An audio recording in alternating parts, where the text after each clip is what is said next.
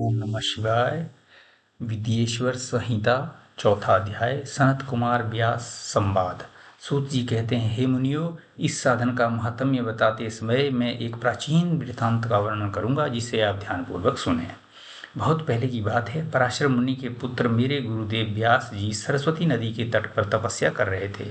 एक दिन सूर्य के समान तेजस्वी विमान से यात्रा करते हुए भगवान सनत कुमार वहां जा पहुंचे। मेरे गुरु ध्यान में मग्न थे। जागने पर अपने सामने सनत कुमार जी को देखकर वे बड़ी तेजी से उठे और उनके चरणों का स्पर्श कर उन्हें अर्घ्य देकर योग्य आसन पर विराजमान किया। प्रसन्न होकर सनत कुमार जी गंभीर वाणी में बोले, मुनि, तुम सत्य का चिंतन करो। सत्य तत्व का चिंतन ही श्रेय प्राप्ति का मार्ग है। इसी से कल्याण का मार्ग प्रशस्त होता है। यही कल्याणकारी है। ये जब जीवन में आ जाता है तो सब सुंदर हो जाता है। सत्य का अर्थ है सदैव रहने वाला। इस काल का कोई प्रभाव नहीं पड़ता। ये सदा एक समान रहता है। सनत कुमार जी ने महर्षि व्यास को आगे समझाते हुए कहा, महर्षि, सत्य पदार्थ भगवान शिव ही हैं। भगवान शंकर का श्रवण, कीर्तन और मनन ही उन्हें प्राप्त करने के सर्वश्रेष्ठ साधन हैं। पूर्व काल में मैं दूसरे अनेकानेक साधनों के भ्रम में पड़ा घूमता हुआ तपस्या करने मंदराचल पर जा पहुंचा। कुछ समय बाद महेश्वर शिव की आज्ञा से सबके साक्षी तथा शिवगणों के स्वामी नंदिकेश्वर वहां आए और स्नेहपूर्वक मुक्ति का साधन बताते हुए बोले, भगवान शंकर का श्रवण, कीर्तन और मनन ही मुक्ति का स्रोत है। ये बात मुझे स्वयं देवादिदेव भगवान शिव ने बताई है।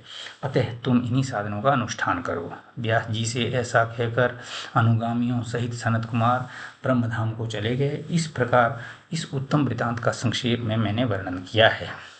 ऋषि बोले, सूत जी, आपने श्रवण, कीर्तन और मनन को मुक्ति का उपाय बताया है, किंतु जो मनुष्य इन तीनों साधनों में असमर्थ हो, वह मनुष्य कैसे मुक्त हो सकता है?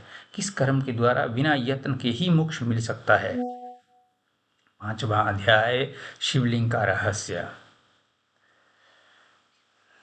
एवं महत्व। सूत जी कहते हैं, हे शौनक जी, श्रवण, कीर्तन और मनन जैसे साधनों को करना प्रत्येक के लिए सुगम नहीं है। इसलिए योग्य गुरु और आचार्य चाहिए। गुरुमुख से सुनी गई वाणी मन की शंकाओं को दग्ध करती है। गुरुमुख से सुने शिव तत्व द्वारा शिव के रूप स्वरूप के दर्शन और गुणानुवाद में रसानुभूति होती है। तभी भक्त कीर्तन कर पाता है। यदि ऐसा कर पाना संभव ना हो तो मोक्षार्थी को चाहिए कि वह भगवान शंकर के लिंग एवं मूर्ति की स्थापना करके रोज उनकी पूजा करे। इसे अपनाकर वह इस संसार सागर से पार हो सकता है। संसार सागर से पार होने के लिए इस तरह की पूजा आसानी से भक्ति पूर्वक की जा सकती है। अपनी शक्ति एवं सामर्थ्य के अनुसार धनराशि से शिवलिंग या शिव मूर्ति की स्थापना या भक्ति भाव से उसकी पूजा करनी चाहिए।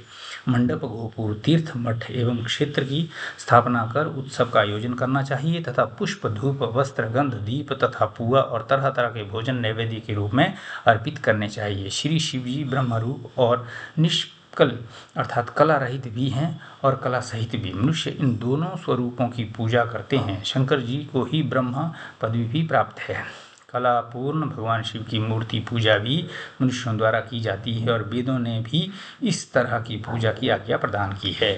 सनत कुमार जी ने पूछा, है नंदिकेश्वर, पूर्व काल में उत्पन्न हुए लिंग वेर अर्थात मूर्ति की उत्पत्ति के संबंध में आप हमें विस्तार से बताइए। नंदिकेश्वर ने बताया, मुनीश्वर, प्राचीन काल में एक बार ब्रह्मा और विष्णु के मध्य युद्ध हुआ तो उनके बीच स्तंभ रूप में शिवजी प्रकट हो गए।